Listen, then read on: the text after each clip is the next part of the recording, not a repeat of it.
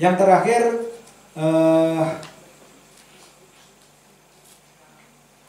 kitab ini tidak banyak diajarkan di pesantren, itu harus disadari. Bahkan anak muda NU mungkin baru mengenal kitab ini belakangan-belakangan. Jangan lupa subscribe, like, and comment. Matur suwun. Termasuk saya juga mengenal belakangan. Kalau Anda mengenal pada hari ini ya alhamdulillah juga ya. Kalau Nahdlatul udah lama juga, udah lama ketika menerjemah apa yang di LKPSM itu. Kitab ini diterjemah salah satunya disebarkan di PBNU melalui PDF itu, dan yang kedua yang paling awal adalah LKPSM NUDIY. Nanti Mas Jadul bisa cerita dia yang mengedit atau menerjemah, Mas? Yang mengedit. Terjemahan itu kadang-kadang tidak tepat. Yang saya bandingkan yang di PBN, yang itu PBNU atau enggak sih? Pokoknya yang dikeluarkan teman-teman dari, maaf ya itu mungkin bukan PBNU, tapi yang dari teman-teman yang di itu PDF kan dari sana itu loh. LTNU kan ya? LTNU itu. Bukan PBNU, berarti salah lagi itu. Ya repot nanti kalau dibawa ke pengadilan, repot juga saya. Sekarang itu musimnya orang dibawa ke pengadilan. Harus hati-hati, makanya harus banyak diam dan doa saja lah. Harus dibandingkan dan dicocokkan di kitab ini. Termasuk ketika kata-kata ada pendapat akabir aulia atau ulama yang mungkin terkesan mengarah ke hul atau i'tikad, harusnya ditakwil di LTN itu belum, saya cek nggak ada ya? Ada nggak? Ada ya? Coba Mas dibaca Mas. Ya nanti dicek aja lah. Intinya harus diteliti lah. Intinya harus diteliti, dan lebih bagus memang membaca kitab ini. Membaca Arab belum tentu lebih mudah dari membaca pegon loh. Ada orang yang benar-benar mabuk membaca pegon, itu ada juga loh. Aku nggak bisa membaca pegon itu. Apalagi pegon-pegon yang ditulis dengan yang sulit sekali. Jadi itu intinya apa yang saya sampaikan. Saya hanya bisa menyampaikan sedikit-sedikit sekali yang mungkin pemahaman itu tidak pas benar. Kita bisa berdiskusi di sini, dan mungkin ada masukan-masukan dari Mas Jadul atau teman-teman yang lain. Saya siap menerima masukan-masukan itu, dan kita bisa belajar bersama. Ila hadrati hadratu syekh masyaallah wa alhamdulillah rabbil alamin. Ya kana wa ya nasta'in ihdinas siratal mustaqim siratal ladzina an'amta alaihim ghairil maghdubi syafaati Rasulullah agisna ilman nafi'a walaupun sidik banget. Al-Fatihah. A'udzubillahi minasyaitonir rajim. Ar-Rahmanir Rahim maliki yaumiddin. Ya kana wa ya nasta'in ihdinas siratal mustaqim siratal ladzina an'amta alaihim. Walhamdulillahirabbil alamin wallahu yahdis sabil. Walhamdulillahirabbil alamin. Assalamualaikum warahmatullahi wabarakatuh. Waalaikumsalam warahmatullahi wabarakatuh.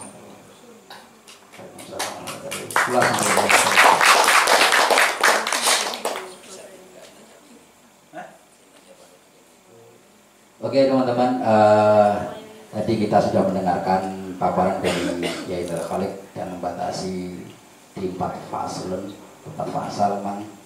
Yang pertama, kita diberi satu fondasi atau satu real, bahwasanya ada tradisi-tradisi para ulama-ulama sepuh atau kiai sepuh itu ketika beliau berada dalam makam yang tinggi dengan kealiman beliau, itu ada tradisi beliau mengajarkan ilmu-ilmu yang menurut orang mungkin yang itu dasar, tapi itu menjadi penting karena itu fondasi.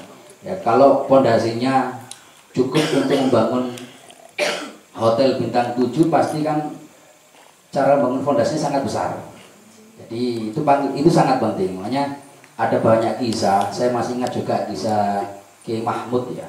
Kiai Mahmud Hidayatul Tullah Pondok Tengah itu, beliau itu mau mengajar hanya ke anak-anak yang masih belajar huruf, malahan huruf hijaiyah itu, huruf-huruf untuk Bismillahirrahmanirrahim dan lain-lainnya, atau mengajarkan yang kondang itu Aqidatul Awam atau Bismillahirrahmanirrahim ini lisani sampai akhir itu. Malah yang kitab-kitab kecil Safinatun Najah gitu dan lain-lain, itu kita diberi fondasi itu. Yang kedua, tadi dijelaskan sangat panjang lebar terkait sunnah dan bid'ah. Bahwasanya hari ini perdebatan terkait hal itu masih terus berlangsung dengan berbagai macam bentuknya. Teman-teman nanti bisa bertanya atau memberikan pendapat lain terkait yang sudah dipaparkan tadi terkait sunnah dan bid'ah. Memang agak repot ya karena perkara ini terkait sawadul a'dham, golongan mayoritas, diakui atau tidak hari ini Nahdlatul Ulama mulai menyebar ke berbagai negara. Walaupun itu juga orang Indonesia yang di luar negeri kira-kira seperti itu. Tapi paling tidak organisasi ini diterima di negara lain. Dan itu sangat menarik. Ada PJN Australia yang kemarin juga Indra Khalid sama Gus Nadir Hussein ya. Itu juga diskusi itu. Beliau ketua PJN Australia dan lain-lain. Terus terkait taklid bloko. Jadi memang banyak orang yang hari ini sok pinter atau dan apalah nggak tahu, tapi taklid itu penting memang. Penting dalam berbagai banyak hal. Kita dicontohkan ya sederhananya ketika orang umroh atau haji itu nggak mungkin sampai berijtihad sendiri ke sana, nyasar nggak ono sing nuntun, kira-kira seperti itu. Dibutuhkan ketaklitan atekal mayit lah santri itu, tergantung kiai ini diolak-walik dikubur nanti kayak bisa protes, kira-kira seperti itu. Butuh hal semacam itu. Lalu pembahasan yang terakhir tadi terkait mengambil ilmu. Jadi Mbah Hasim di eranya pada zamannya sudah mencium hoax. Jadi kayak zaman saya kita jangan benar hoax ulama-ulama yang bikin hoax itu juga banyak.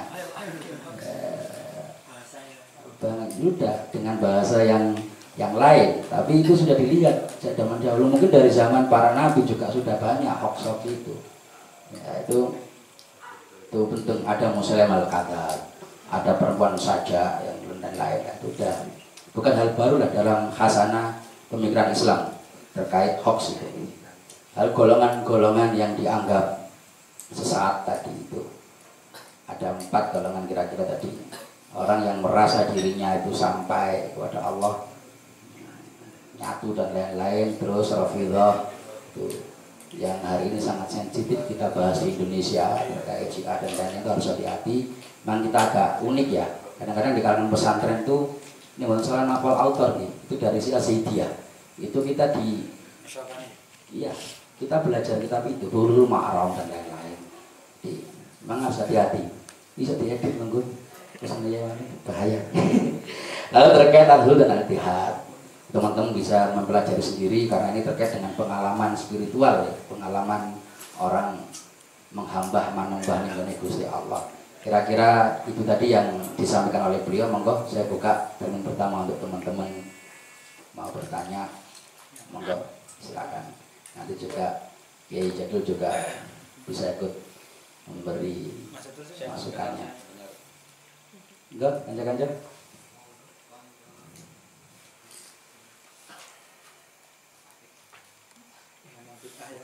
Ngomong kita. Ada yang mau bertanya terkait apa yang tadi dibawakan kitab Risalatul Ahlussunnah wal Jamaah Mbah Hasyim Asy'ari? Enggak. Aku sudah paham semua kira-kira seperti itu. Ini paham enak. Teman-teman Pak kemarin itu kan mewawancarai bagi Abdurrahman Bajuri gitu, di Purworejo, salah satu muridnya Mbah Hasyim Asy'ari yang masih sugeng, masih sehat. Itu nanti bisa siapa teman yang cerita di sana, tapi bisa dilihat di YouTube bagaimana Kiai Abdurrahman Bajuri menceritakan di Tebu Ireng itu kitab apa yang selalu dibaca, diajarkan oleh Mbah Hasyim dan diulang-ulang. Bukhari diulang-ulang, lalu tasawufnya Hikam diulang-ulang. Terus saya lupa namanya, ada salah satu santrinya beliau juga masih hidup itu di Wonogiri yang umurnya sudah 100 tahun. Saya baca artikel itu yang didatangi oleh Gus Mu'ad di Termas. Beliau menceritakan bahwasanya Mbah Hasyim dulu itu kalau mengajarkan hanya menceritakan rukun iman itu kita bisa menangis, kata beliau.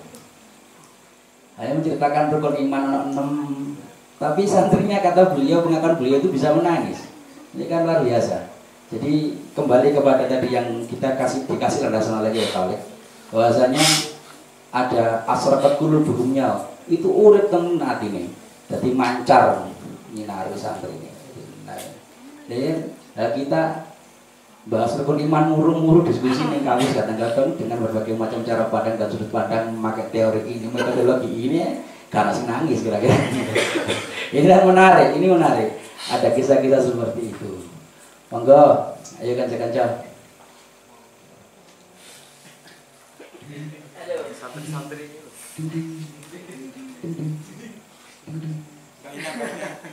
Nah itu satu. Ada lagi?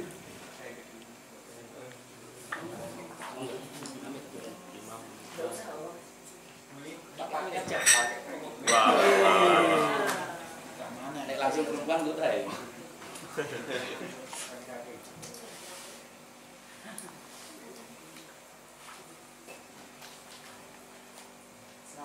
Assalamualaikum warahmatullahi wabarakatuh. Matur nuwun Mas Irfan atas paparannya asal Pak dan kebutuhan itu. Pertanyaan saya singkat. Memang Ibnu Taimiyah itu kan tidak apa ya, gagasannya tidak dianggap dekat, tidak dianggap kabaroh oleh para ulama dari kalangan NU. Nah kalau Mas Nurul itu bisa menceritakan bagaimana sejarah resepsi ulama-ulama Nusantara terhadap Ibnu Taimiyah, kira-kira mungkin kita bisa belajar juga konteksnya itu sebenarnya kenapa kok sikapnya seperti itu.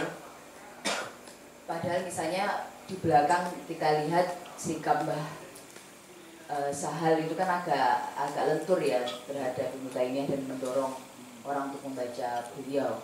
Nah bagaimana cerita di balik resepsi Ibnu Taimiyah di Nusantara. Terima kasih.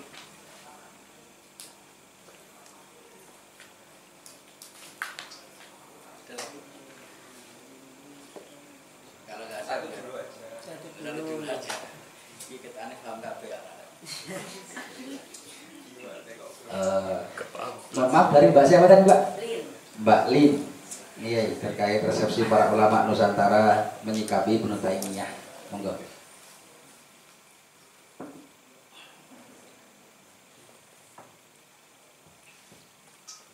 Kalau Ibnu Taimiyah dijadikan sebagai rujukan di Bahsul Masail, saya belum menemukan. Tapi ada sedikit uraian Basal memang mendorong kita mulai membaca lah kira-kira itu, membaca. Walaupun itu tidak berarti bahwa harus membaca gitu. Mulai mendorong dan memeriksa itu. Kenapa ulama-ulama Nusantara tidak begitu care terhadap Ibnu Taimiyah ya? Ya salah satunya kan memang ulama Nusantara ini kan Syafi'iyah, Asy'ari, Syafi'iyah, Asy'ari. Sementara banyak sekali pendapat-pendapat Ibnu Taimiyah yang dalam tragedi itu kemudian memang diadili gitu loh. Yang adili ya para imam-imam ulama-ulama qadhi-qadhi di kalangan madzhab. Salah satu yang paling sekarang ditransfer ke Indonesia yang menimbulkan pengikut yang cukup banyak adalah taksimul akidah itu ditalahtati dengan 3 pembagian. Satu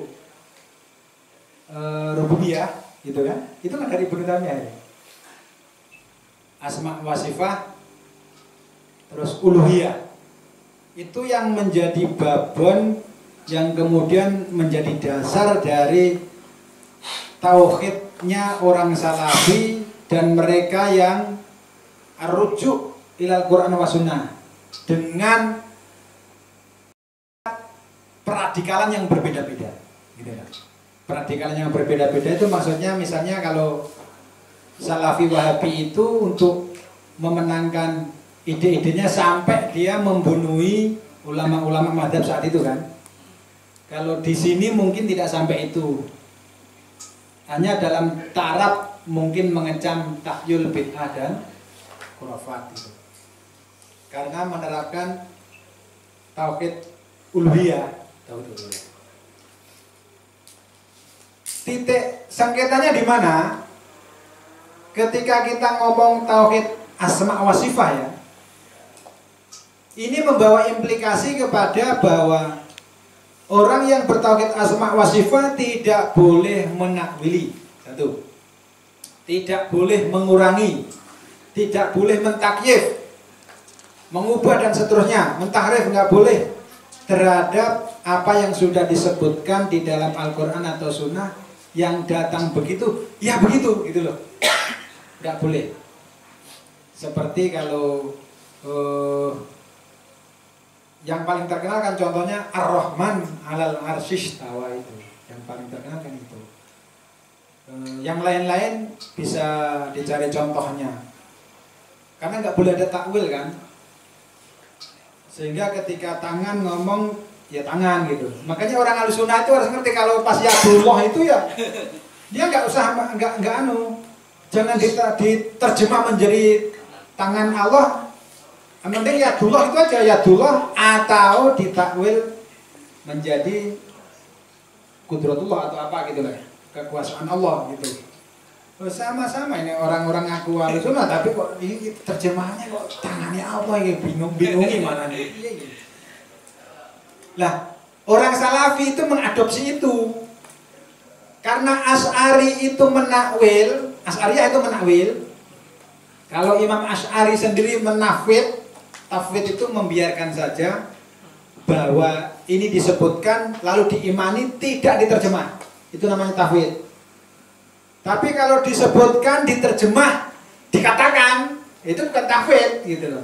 Itu yang dilakukan oleh orang Salafi kan begitu. Sementara Asy'ariyah yang kholaf seperti yang belakangan-belakangan ya, itu ditakwil sehingga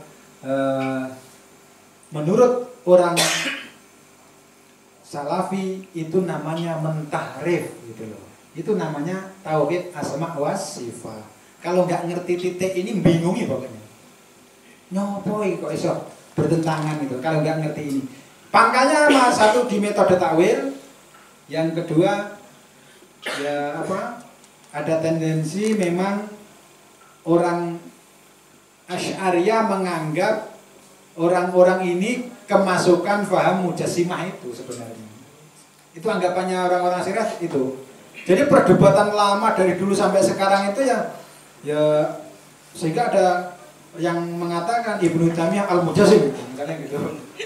Al-Mujassim, orang yang menjisimkan Allah gitu.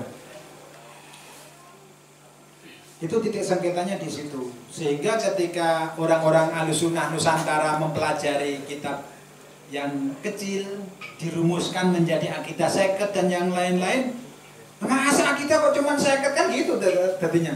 Yang disebutkan semuanya ya semuanya gitu. Misalnya wajhullah dan yang lain-lain gitu loh. Maksud akidah kok seket gitu. Nah, itulah yang menjadi titik perbedaan. Yang sampai sekarang ya masih terus berlangsung di kalangan kajian-kajian Salafi dan Ahlussunnah. Bahkan di video-video kan beredar kalau di kitab tauhidnya Muhammad bin Abdul Wahhab itu ya dia hanya mengatakan bahwa Asy'ari menakwil ini dan tidak boleh kalau menakwil itu. Menakwil itu tidak boleh. Kalau di penjelasan guru-guru Salafi yang lain sudah lebih keras lagi, lebih keras gitu. Lebih keras mengatakan yang menahrif dan yang lain itu adalah kafir gitu. Ya kalau sudah begitu kan, padahal kata Ahlussunnah itu sebelum Wahabi ada itu sudah muncul Ahlussunnah wal Jamaah. Sudah muncul dan kata itu dikatakan untuk Asy'ari dan Maturidiyah gitu loh. Kata itu disematkan untuk Asy'ari dan Maturidiyah sehingga orang-orang Mu'tazilah kan menggunakan ahlul adli wal gimana ahlul adli wal hali itu gimana itu? Ahlul adli wal tauhid. Ahlul adli wal tauhid. Sementara Ahlussunnah disematkan untuk Asy'ari dan Maturidi. Nah, memang membahas seperti ini menjemukan ya. Menjemukan. Jadi kalau apa? Tapi kalau orang bersuluk dia harus ngerti itu akidah saya itu dasar-dasarnya harus ngerti dulu. Akidah awam dan itu harus ngerti supaya nanti ketika dia memakrifati terhadap asma, terhadap sifat tidak keblinger gitu. Memakrifati itu butuh pemahaman. Supaya nggak keblinger itu makanya melu ulama-ulama yang sudah mentabani kitab-kitab seperti ini, sudah dijelaskan, sudah difahami dan sebagainya. Yang kedua, ingatan cerita-cerita. Ingatan cerita-cerita itu jadi ketika Wahabi memenangkan pertarungan di Arab Saudi, banyak ulama Ahlussunnah yang kemudian berpindah dan melarikan diri istilahnya gitu. Saya dapat cerita dari guru saya tarekat ya. Dia pernah belajar kepada Kiai Harun Segoroyoso.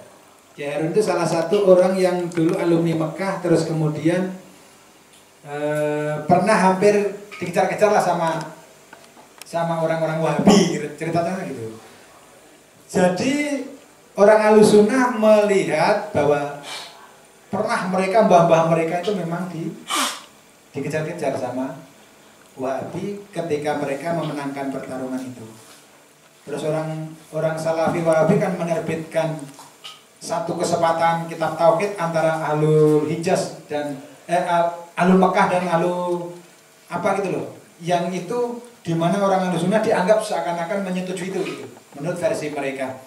Lah ketika itu dibawa ke sini, ceritanya ya kemudian dituturkan bahwa apalagi terus kemudian Muhammad bin Abdul Wahab itu ya motifnya Ibnu Taimiyah, Ibnu Qayyim dan seterusnya itu. Tapi ada sebagai seorang sarjana ya, sarjana memang ya itu harus dicari dibaca kembali. Kalau saya kan sudah bukan sarjana masalahnya. Sudah pasca sarjana ya. Jangan mengatakan profesor kalau tidak dosen UGM itu. Kalau masih dosen profesor, tapi kalau sudah di luar dosen nggak boleh menggunakan gelar profesor. Itu kan yang sekarang rame kan begitu. Nggak boleh om, profesor itu kaitannya dengan dunia akademik. Terima kasih, itu saja yang bisa saya sampaikan. Bisa pulang pertanyaan nggak? Boleh. Kalau kenapa Ibnu Taimiyah nggak menjadi lucu itu penjelasannya gampang karena mazhab teologinya beda ya seperti yang Ibnu sampaikan. Artinya kita bisa nggak ngomong kalau sebenarnya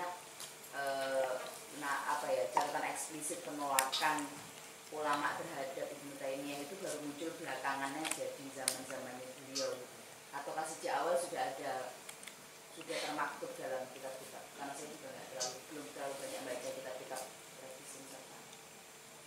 Kalau di Nusantara saya nggak begitu melihat eksplisit tentang Ibnu Taimiyah selain yang dikemukakan Mbah Hasyim ini. Tapi mereka yang ya tentu mungkin ada lah satu dua ya, tapi di luar jangkauan yang saya baca.